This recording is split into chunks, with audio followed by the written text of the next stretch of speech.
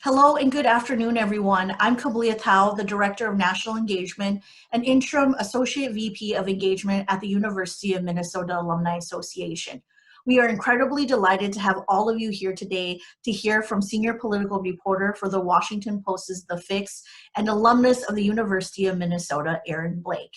This exclusive virtual event has been coordinated by your University of Minnesota Alumni Association and our amazing Washington, D.C. Alumni Chapter. Please note that this webinar is being recorded and will be shared with you in a follow-up email. As always, a special thank you to our Alumni Association members and donors who power everything that we do.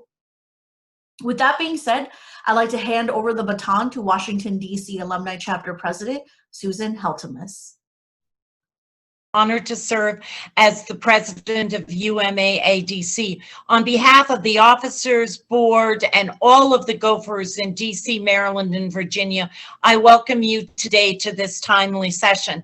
In pre-pandemic times, I should say, our chapter holds an annual Capitol Hill reception where we feature a Minnesota congressperson or senator. Just before the lockdown in March, we featured Senator Tina Smith. We also throw an annual holiday embassy party, watch games, do volunteer work, do fun things like tour breweries, and we also bestow our annual and very unique above average alumni award. We've been featuring these past winners in a series of monthly Zoom sessions where they discuss timely issues from their unique perspectives. Last fall, our guest today held a conversation with our members in a large conference room in a DC law firm, and we drank wine for the good old days. He promised them to come back, and we are honored to share his return with the whole nation of Gophers. At one time, Aaron even served on our board. Aaron Blake is a senior political reporter for the Washington Post, writing for The Fix.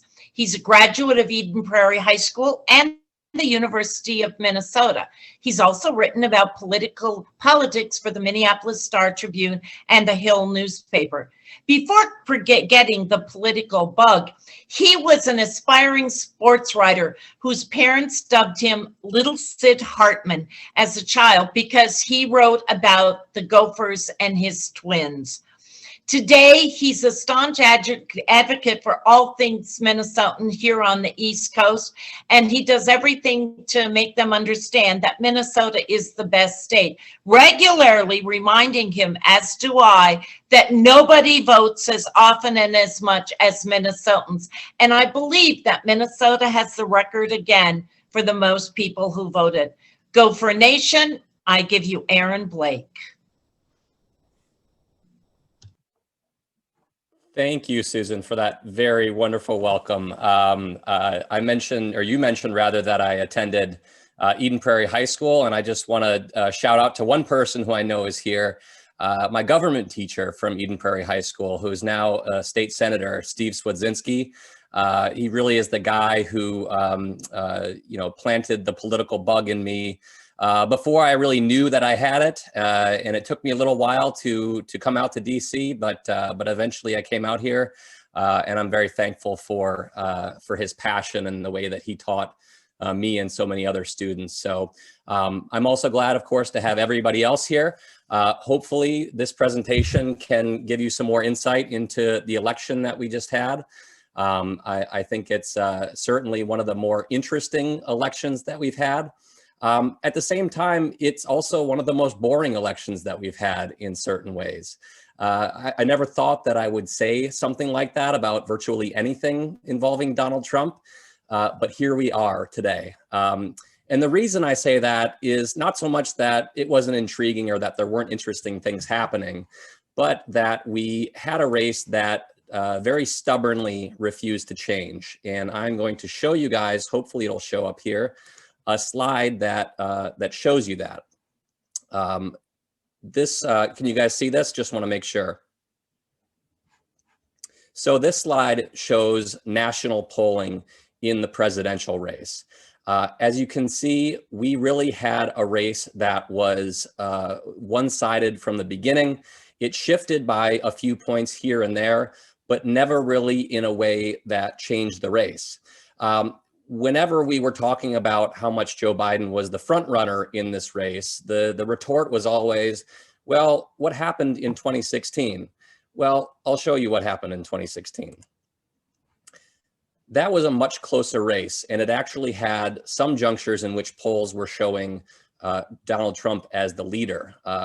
Towards the end of the race, many of us underestimated just how competitive things were.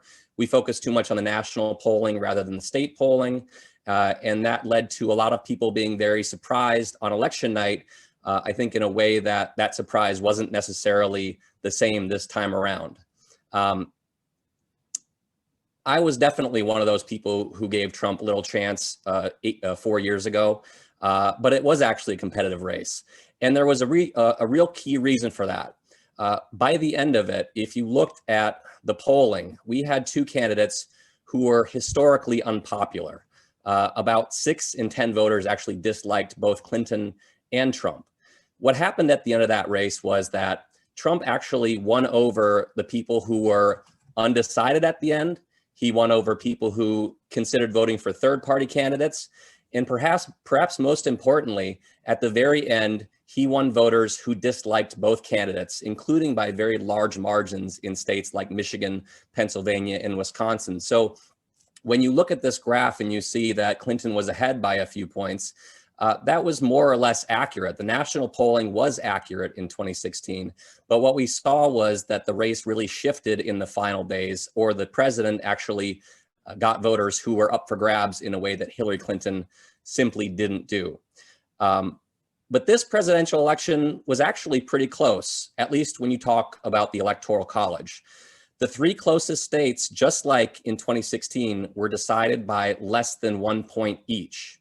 I'll pull up the slide in a second here, but right now we have a situation where Wisconsin is separated by about 0.6 percentage points, while Arizona and Georgia are decided by about 0.3 percentage points. That's basically what happened in 2016 when it was Michigan, Pennsylvania, and Wisconsin, all decided by less than a point, all providing the margin of victory for the winner. To give you an idea about how similarly close 2016 was, let me pull up this slide. Okay, here it is. So 2016, the margin in those 3 decisive states, Michigan, Pennsylvania, Wisconsin, 77,000 votes.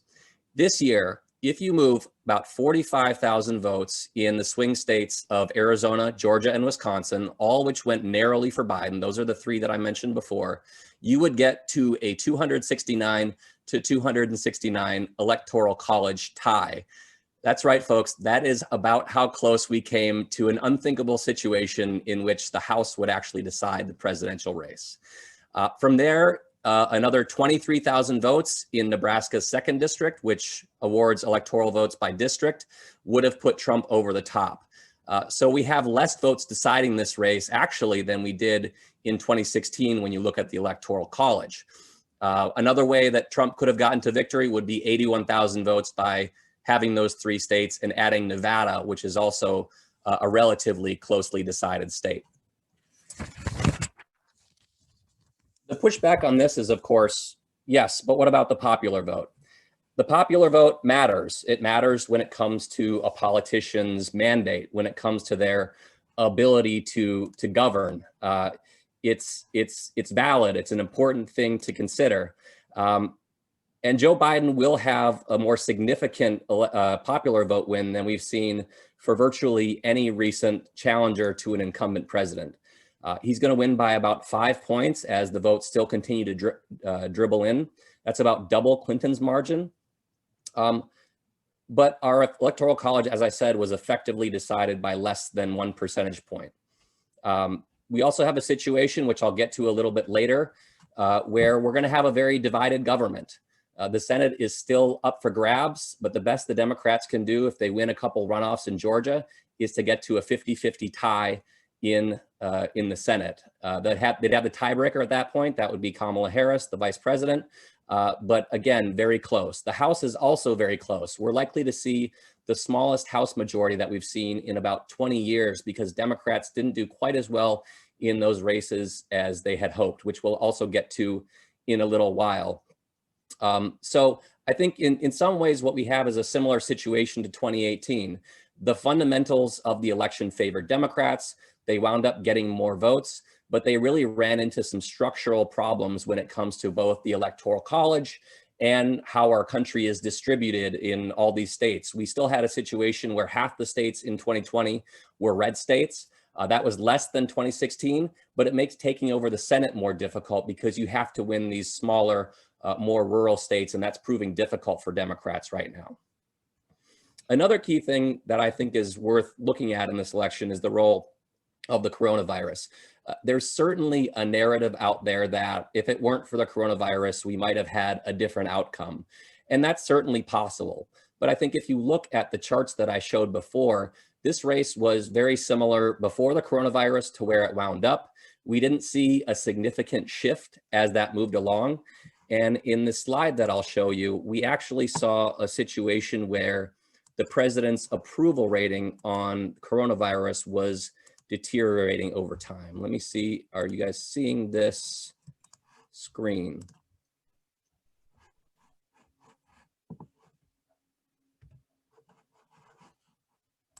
Are you guys seeing that?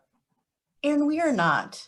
Okay, let me try to figure out this technology. Okay. Okay, now can you guys see it? Yes, we can. Okay. Thank you. Great.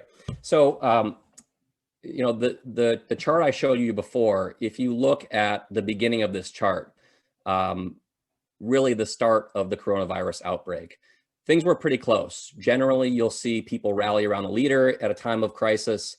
But as things progressed, we saw a really yawning gap when it came to the president's handling of the coronavirus.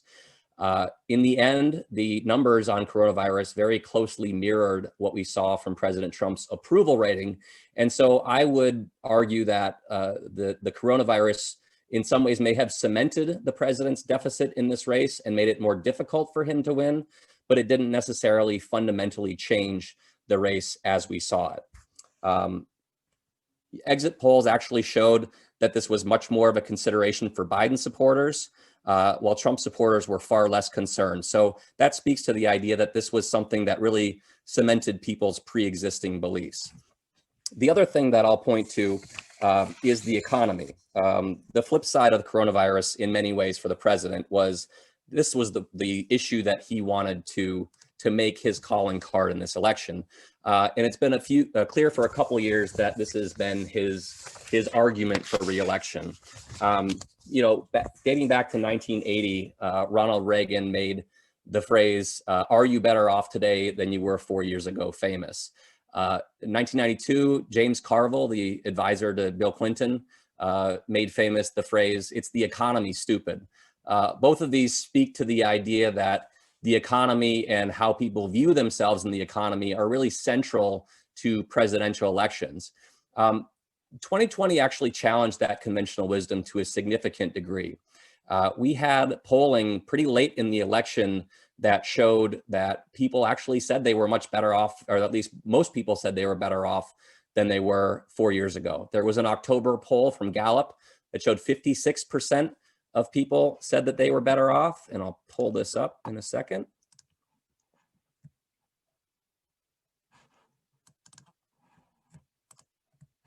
So this Gallup poll, as you can see, showed 56% of people in late September said that they were better off than they were 4 years ago.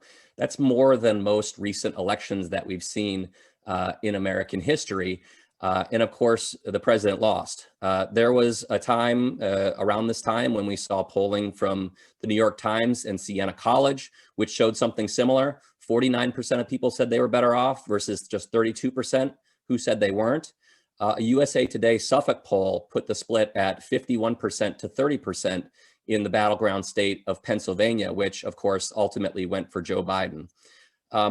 I would argue that the president's reliance on the economy made a lot of sense. This was his best issue in almost all the polling throughout his presidency. People who didn't like other things that he was doing generally approved of him on the economy in a way they didn't on other issues. But this is also not necessarily a silver bullet.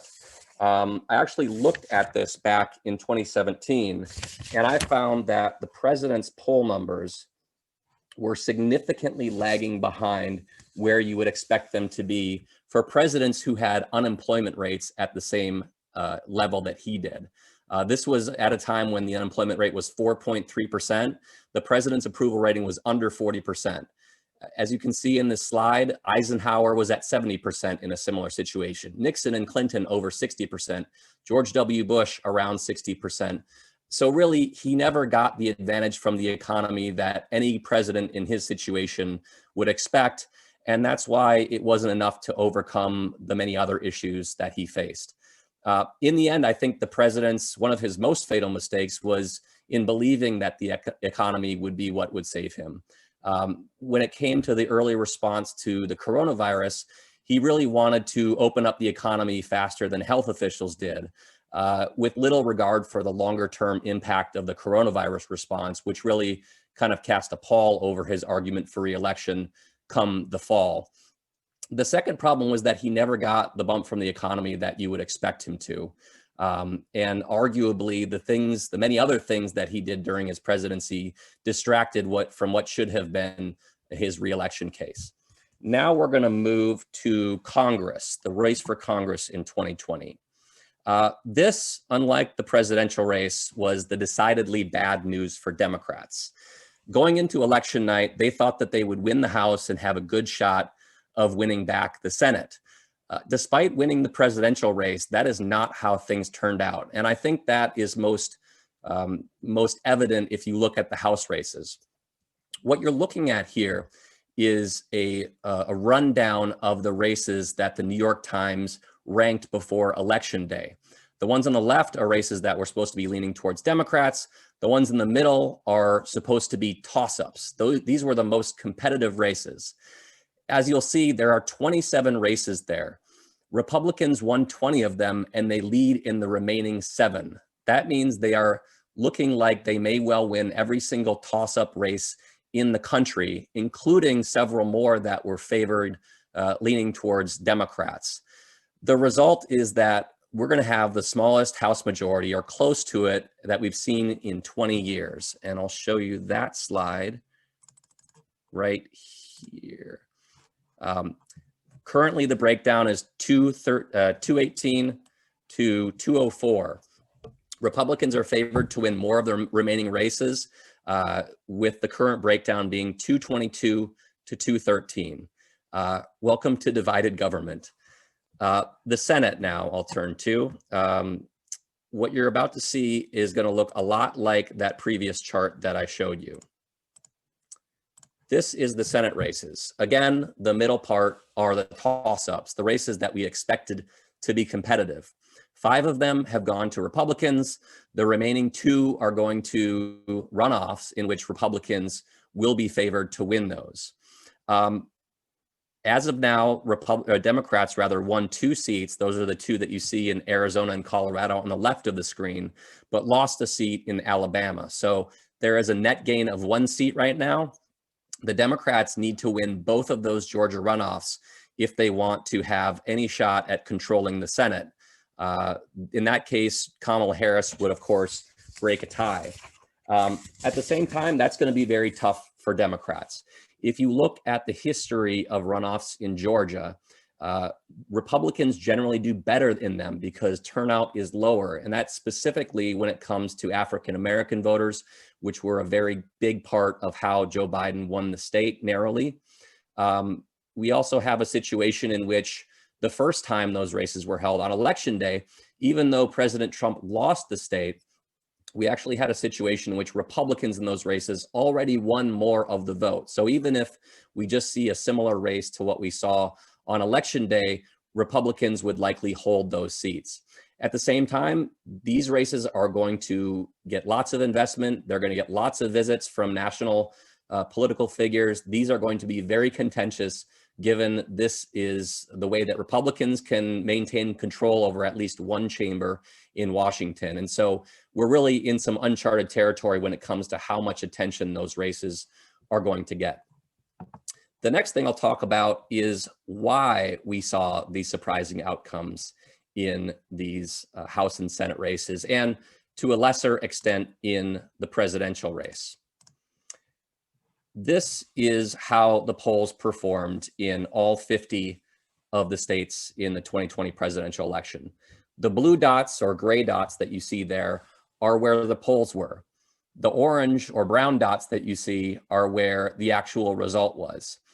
As you can see, these races almost without fail wound up being more favorable to President Trump than the polls suggested they were. This was an across the board polling miss that we saw in this election.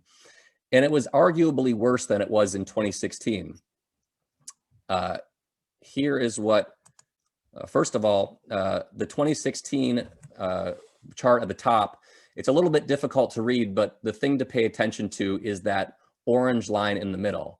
That polling miss in 2016 was about 3.4 points more favorable to Democrats than the actual results were. In 2020, the difference was 4.8 points, so a significantly larger polling miss. I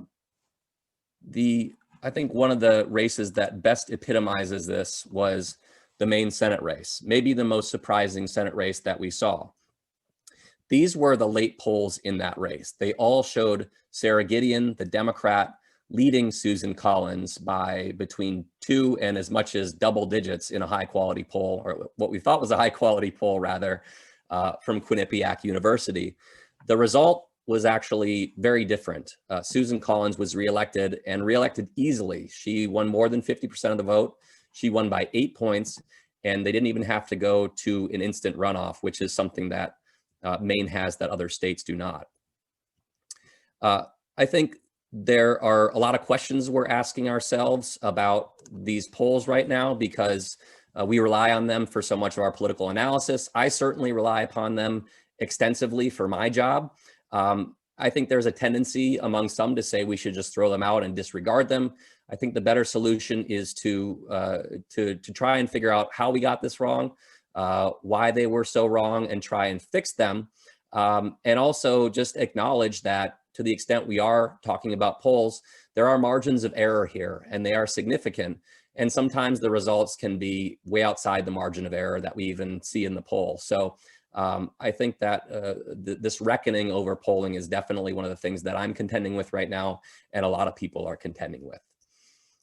As for what we saw in this election and why it swung from Trump in 2016 to Biden in 2020. One big reason, and I'll pull up this slide. The biggest reason of all is the shift that we saw in suburban counties nationwide. These are all the suburban counties. They were plotted by my colleague at the Washington Post, Philip Bump, who does tremendous work on these things. And as you'll see, almost all of the big shifts in the suburbs occurred in suburban areas. I think it's particularly instructive if you look at some of the close states. Look at our home state of Minnesota, or I guess some of our home states of Minnesota. Those suburban areas, that circle around Minneapolis, St. Paul, was really the reason why Biden won the state by significantly more than Hillary Clinton did in 2016. The same thing in Wisconsin, the same thing outside of Detroit in Michigan, and look at the eastern half of Pennsylvania.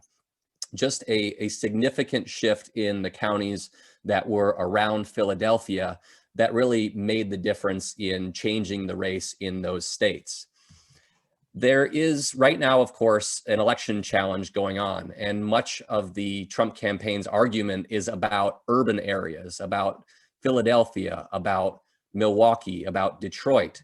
But in fact, if you look at the shift in the urban areas, and now I'm showing you a map that shows just those urban areas, what you'll see is in a lot of cases, a smaller shift towards the Democrats than we saw in those suburban areas. Look at Milwaukee. That is a lighter blue dot. That means it shifted less towards Democrats than the counties that were around it. Look at Wayne County. You can barely see it. The dot is so light blue because the shift just wasn't that significant. And certainly it was less significant than some of the counties around Detroit. The same thing in Pennsylvania. We actually saw Philadelphia, and we're still trying to figure out exactly what the final result is going to be there. But it's looking like Donald Trump actually did better in Philadelphia than he did in 2016. So, to the extent there is fraud being alleged in these urban areas, it really doesn't explain, even if you believe that, the change in the vote that we saw in this election. The other thing that I want to point you to, and this is the flip side of things for Democrats, is the Latino vote. One thing you'll see on this map, if you look at the very bottom right, is Miami-Dade County.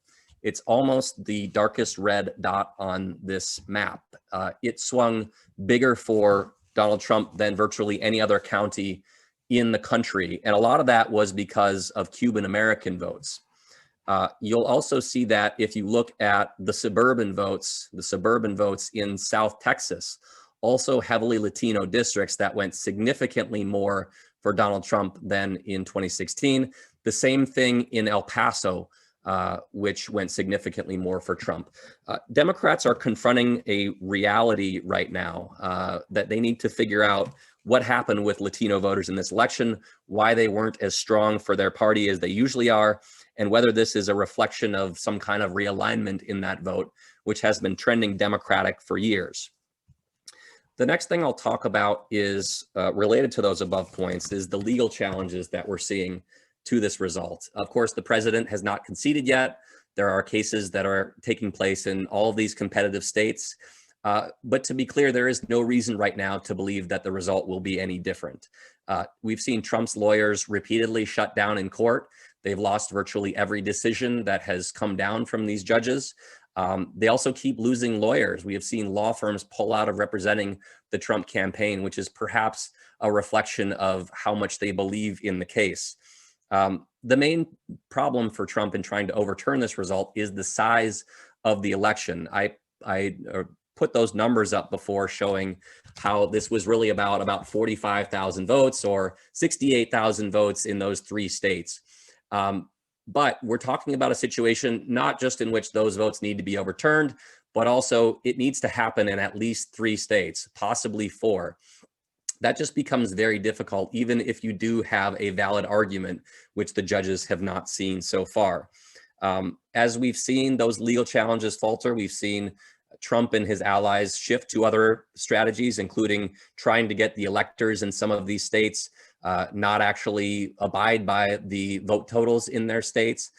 This has been shut down in large portion by even the GOP state legislatures, which control most of these states. So it really seems like the Trump campaign is running out of options, to the extent that they actually had options to begin with.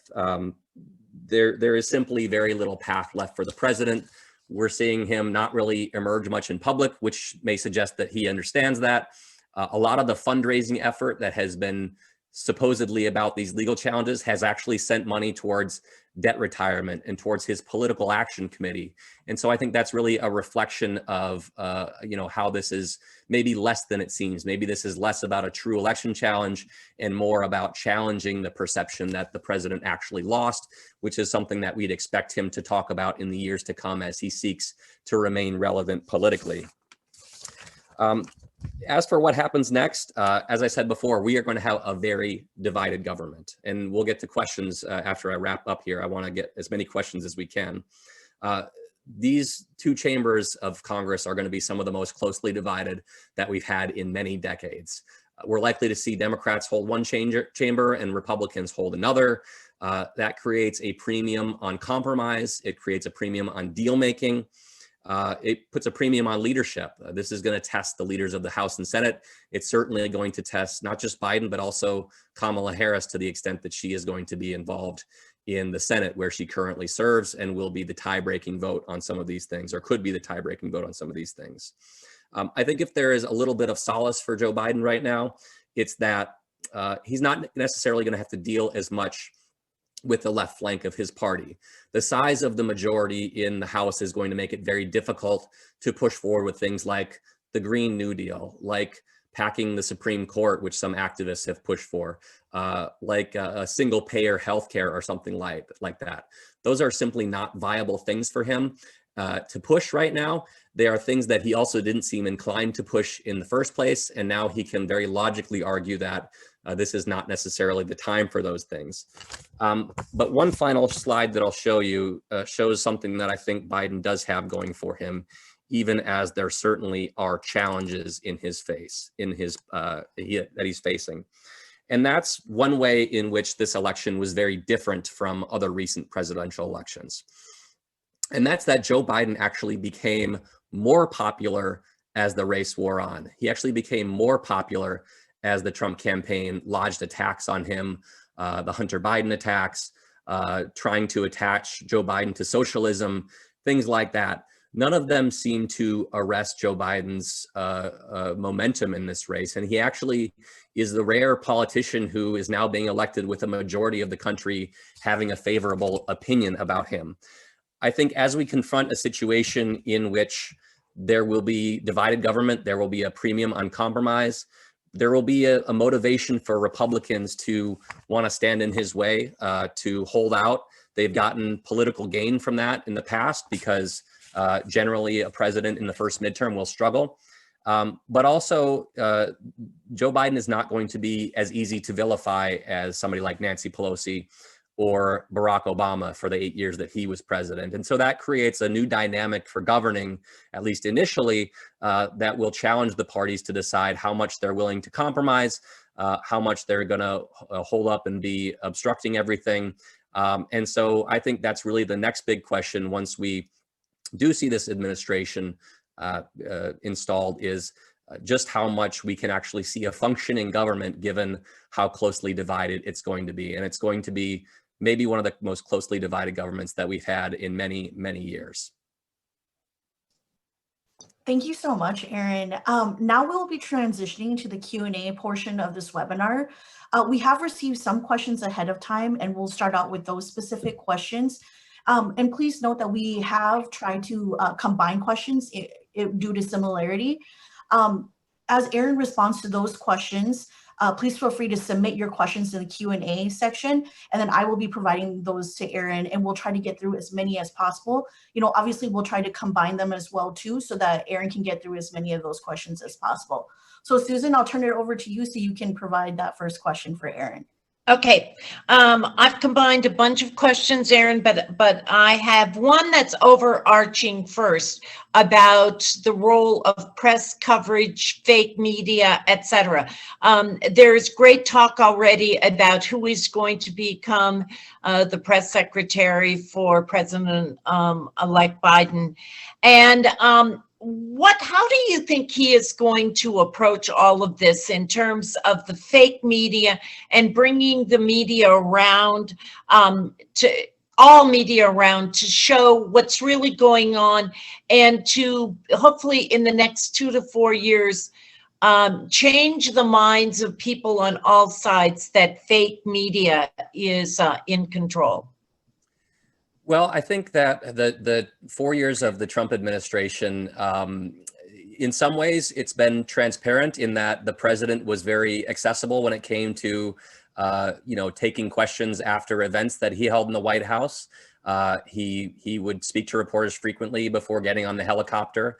But at other points, we have seen a very inaccessible White House. As a reporter who writes about the White House frequently, when you reach out to the White House to get comment or get background for something, they're not very responsive. They're much more apt to fight back once the story is actually published, which generally isn't a very good media relations strategy. I think they saw a lot more value in making the media the enemy, the enemy of the people, rather than in engaging on the front end and actually trying to influence the course of some of these stories. We didn't see certainly many press briefings over the last couple years of the administration. We actually had a press secretary who went, I think, 13 months, Stephanie Grisham, in her job without holding one press briefing, which is highly unusual. I would expect that there would be much more of a give and take with the media in the Biden administration when it comes to holding these briefings, when it comes to engaging with these stories, not necessarily after they're published, but before they're published. And I think that's a healthy thing because it allows reporters to truly be able to evaluate what they're writing and get a sense for what the arguments are for it. And it is also a good, it's always valuable to be reporting on something and to be questioning yourself before you publish something. And if one side of the story is not participating in that process, it becomes more difficult to try and get a sense for how to make sure that what you're saying is fair to both sides and that you're writing the most authoritative things that you can. So it's going to be certainly a much different situation with the new administration, I would say, no doubt. And that's doubly when it comes to the media and how we are going to be conducting our business. As a follow-up, in terms of the media conducting their business, do you think that the media has a role in helping mend maybe what has happened in the last 4 years as we've gone farther and farther apart? Yeah, I would say the Trump era has been exhilarating as a journalist in many ways. The number of people who are reading what we're writing is more than it has ever been before. As a political journalist, that's very exciting. You want people to be reading what you're writing about. At the same time, it does dawn on you as the 4 years have moved along that the people who are reading it are very much coming from one side of the political spectrum. And there is a large portion of the country that has essentially written publications like the Washington Post off. And that's difficult to accept. I think that it makes it difficult to have any consensus in this country when you're having people rely on very different outlets for their news. Some of those outlets are not as focused on trying to be down the middle or fair to the other side. I think it's a difficult situation, but I think it's one that maybe as we confront perhaps a less divisive administration, perhaps it can improve a little bit. At the same time, we still see, and we see even more since the election, kind of the proliferation of right-wing media that are, in some cases like One America News, like Newsmax, going even further to the right than some of the right-leaning media that we have today. And so I have very little faith that people will be getting their news from the same sources any more than they have been over the last 4 years. I just wanted to make a comment on something that you said earlier. You talked about the economy being the best thing that President Trump had going for him.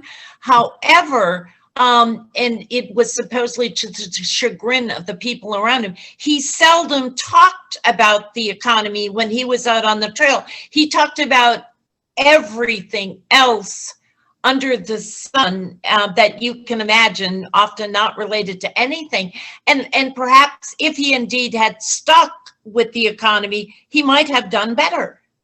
I think it's a great point. And there was one rally, I think with about a week or two left in the campaign, that had a really telling moment on that front. The president was talking about Hunter Biden and Ukraine and Hunter Biden's overseas ties and things like that. And he acknowledged briefly as a kind of an aside that the people around him were telling him to talk more about the economy.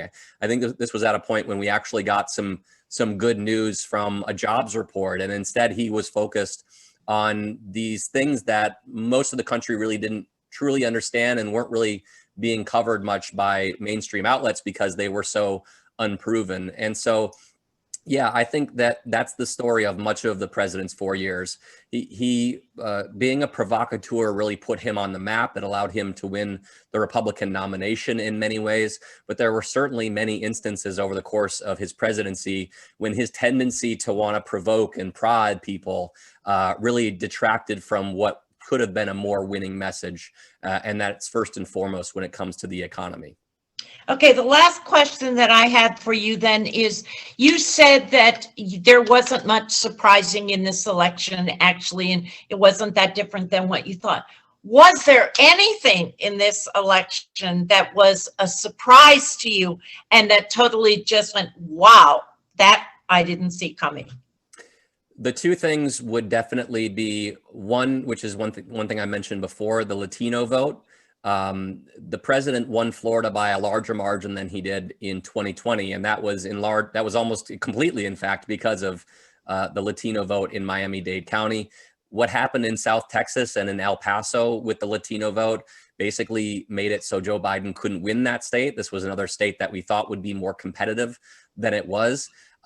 So that was a big surprise. And I think it's causing a lot of us to reevaluate our assumptions about what the Latino vote looks like. I think it's a lot more of a swing vote than a lot of us realize. Just because it's been swinging towards Democrats mostly in recent years doesn't mean that's always going to be the case.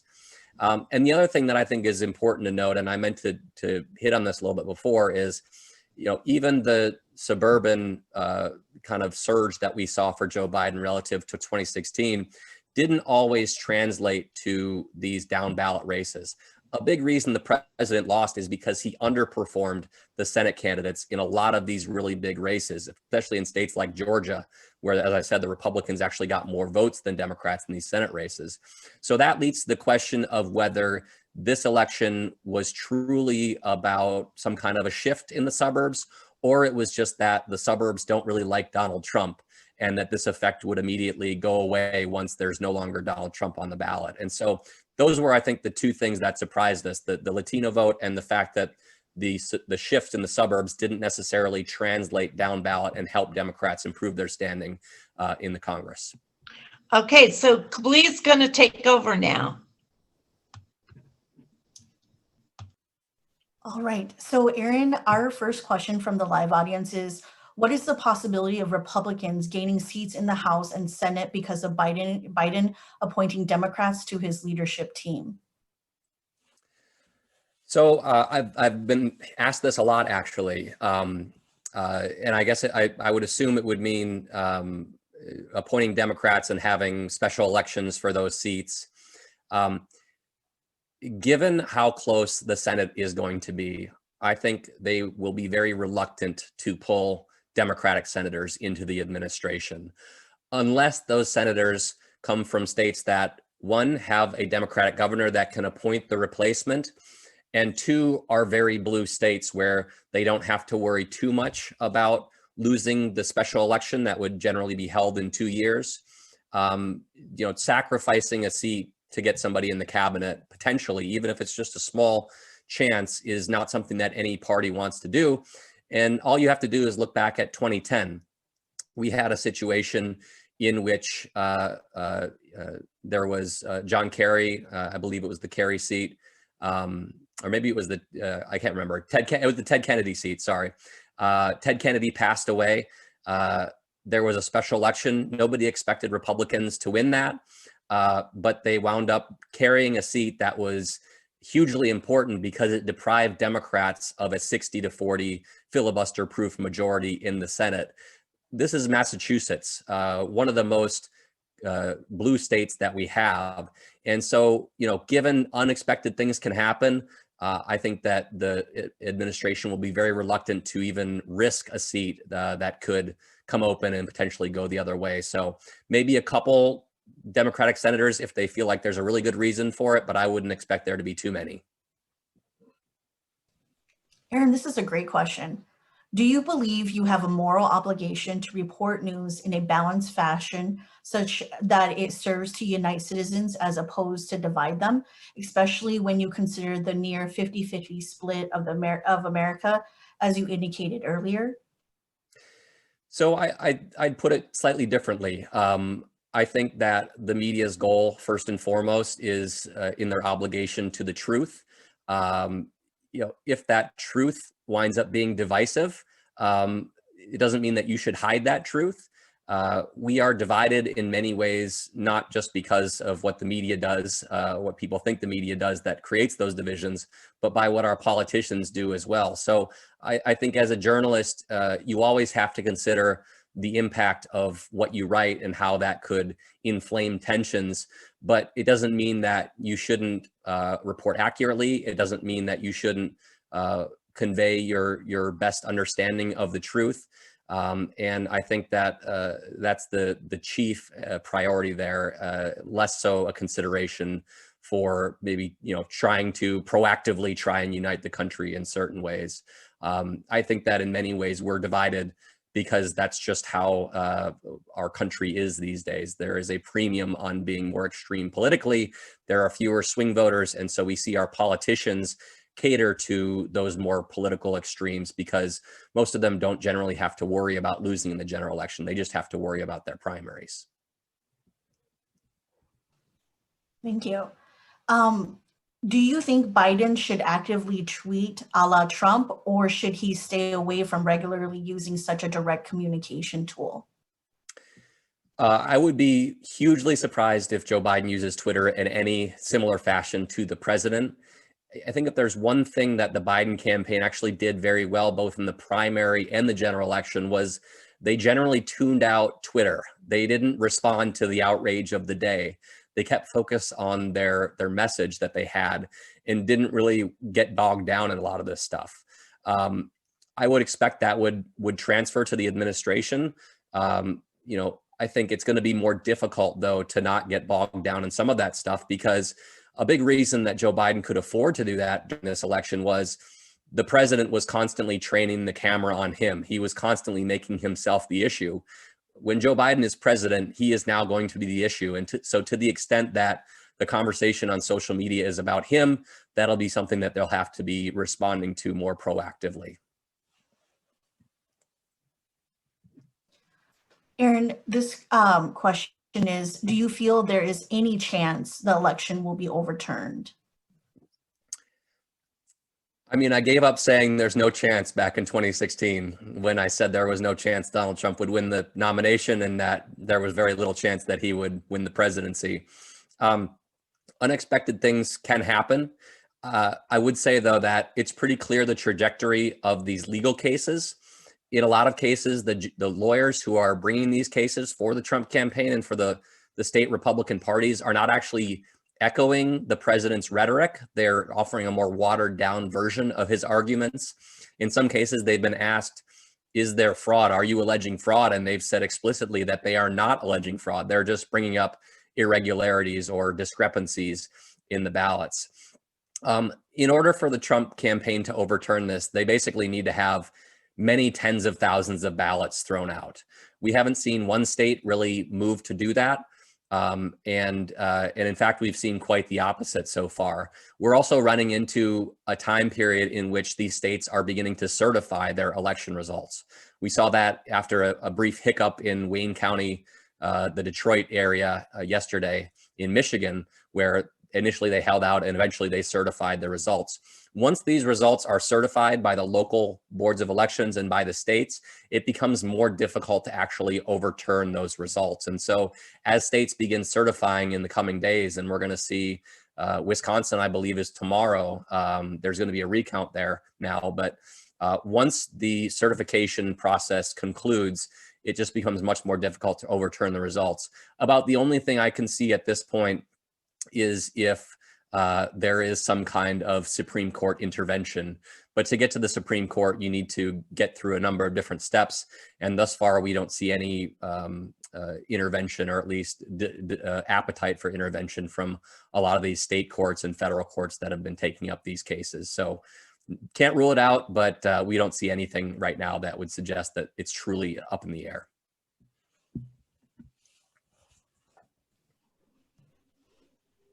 Great. This is a question here. I read that a lot of Cubans and South American immigrants were swayed by the attacks about Democrats being socialists. Have you seen evidence of this? It's a really good question. It's certainly something that we're digging into right now. I think the best argument for that is what we saw in Miami-Dade County, where it's a very unique area of the country because it's not the Latino vote. It's mostly the Cuban American vote, or a large part is the Cuban American vote.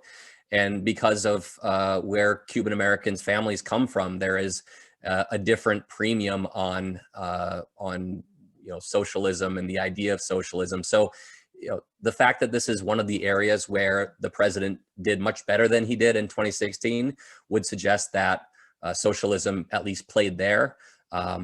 it would make sense that this was part of the reason why it might have worked in places like South Texas and El Paso. We have to see some polling on this, though, and I'm not sure that the exit polls really tell us a whole lot about just how much this actually penetrated as an issue. And so certainly something that's worth keeping to the fix, because I'm sure we'll be writing about this in the days and weeks to come.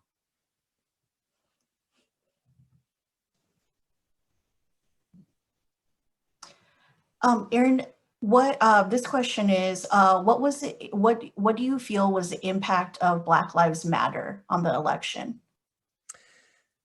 Well, I'll go back to the start of the presentation, which is that not much seemed to really change the race. I think that there was a belief from the Trump campaign that some of the more violent scenes that we saw in some of these cities during the summer and later in the summer might help him with his law and order message. You know, this was the big argument in the suburbs. Of course, the president talked routinely about how Democrats would destroy the suburbs or allow the suburbs to be destroyed. He said, you know, basically warning that Black Lives Matter protesters and violent Antifa were going to be coming to the suburbs and that people wouldn't be safe. I think the result of the election suggests that didn't really have a lot of impact. It certainly didn't prevent Biden from winning the suburbs more than Clinton did in 2016. And then you also look at some of the states that flipped. Wisconsin was very close, but it did flip from Trump to Democrats.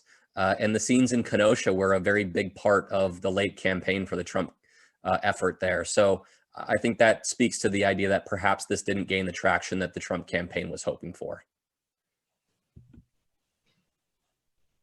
Erin, as you've showed, the polling numbers that have clearly been, or the polling numbers have clearly been inaccurate for the last two presidential elections. Who exactly is being polled and how? So pollsters will survey a random sample of people, generally by phone. Some of them do it online as well. And they will ask people questions about their background, about their race, about their education, about many other things that will then allow the pollsters to decide how to weight the sample. So they won't just randomly call 500 people and then report how those 500 people responded. They'll actually weight the polls so they have a group of people that they feel or that they understand to be somewhat reflective of the broader electorate. So I think that in many ways, the problems with the polling were not necessarily people who didn't respond or the quote unquote shy Trump voters, but were in the way that the polls were weighted, with maybe less emphasis on some of the white working class voters, which is something that happened in 2016. They just were not as big a part of the polls as they should have been. And so I think that polls are scientific, but within that science, there is a margin of error. You can get your model wrong. You can have expectations about what the electorate or what the country looks like that may not actually be reflected in who turns out to vote. And so I think that it's convenient to say the polls are all bad and let's get rid of them. But also, you know, even if it was off by several points, we're still talking about a situation in which these polls will give us an indication of where the American public stands. We should just maybe not assume that just because a poll says 55% support something, it's not actually 50% or 49%. We need to account for those margins of error. All right, so Erin, this will be our last question. And I'm actually going to grab it from the chat. How do we bring the country together? Does the media have a role in that? Yeah, no question. The media needs to be mindful of its reputation. Just because we may feel that people write us off for reasons that are not fair doesn't mean that we shouldn't be introspective. I think we're being introspective when it comes to our reliance upon polls, about our assumptions about how the country votes, particularly with those issues I talked about with Latino voters. You know, I'm a big advocate for always rethinking how you conduct your journalism. It's not a science. It's something that requires changing with the times. It's something that requires you to always be looking back and thinking, what did I do wrong before? And as somebody who writes very frequently about politics. I write a lot for The Fix. Sometimes I look back on things I wrote 4 to 5 years ago and think, wow, did I really, was that really my analysis back then? Because it doesn't make much sense anymore. And so I think being humble about that is important. I try to be humble about what I said about Trump not having a chance to become president in the first place. And I think that a lot of people like me confronted this election acknowledging that maybe we didn't understand everything about this race going into it. And I think that left open the possibility that we saw pretty much what we saw here, which was a pretty close race in the Electoral College. And so I always encourage people, if they do read my stuff, to email me. I love constructive feedback. You love even more when people send me feedback and it disagrees with me, but it has an actual argument, which I don't get near enough today. It's too much invective and not enough constructive criticism. So I invite people to all email me and follow up and ask me any questions you might want to, because I really do like engaging with people. And I think that a lot of my colleagues are hoping to do that more as we move forward. And maybe that will have a less divisive political time that allows for more of a dialogue.